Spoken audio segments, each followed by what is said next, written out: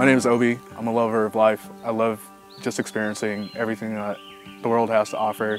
I love being in nature, getting out and doing new things, whitewater rafting, kayaking. There's always something I feel that you can pick up and maybe never get perfect at, but get to experience. And I feel like that's something that everyone should do. I've played organized sports in the past, and now I weightlift and I do a lot of cardio.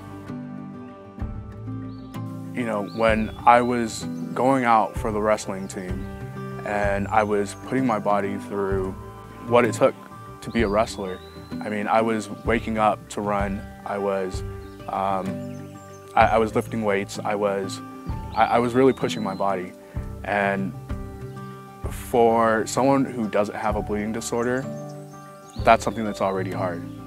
For someone that has a bleeding disorder, and a severe one at that, I think that presents a whole new bag of challenges.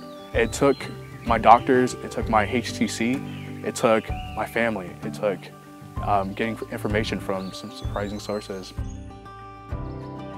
During the school year, I'd had an experience where someone had called my hemophilia a disability, and Terry, who was my counselor at the time, he said to me, "Obi, I want to give you some advice.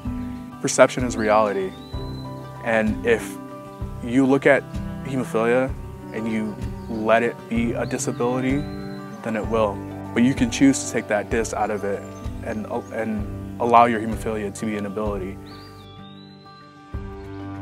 There are people who have mentored me when I was playing organized basketball. There were people in the hemophilia community who I was able to have relationships with, who would give me pointers and who would give me tips and who would encourage me, and I feel like that's one of the ways that I tapped into my community.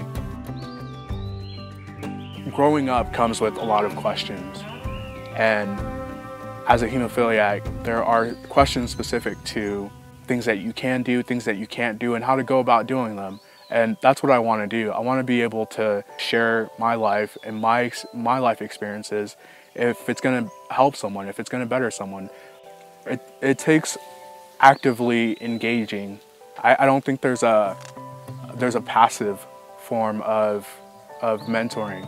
I think that it takes actively getting into your community, taking the steps that it takes to meet people, to get your story out there.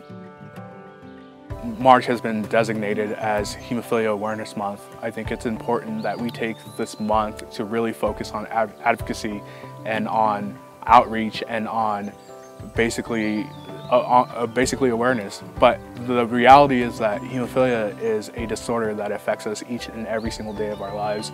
And as such, I think it's important that we also extend that out to making sure that we are at the forefront of the care of hemophilia being something that progresses and continuously gets better, and the awareness being something that continuously moves forward.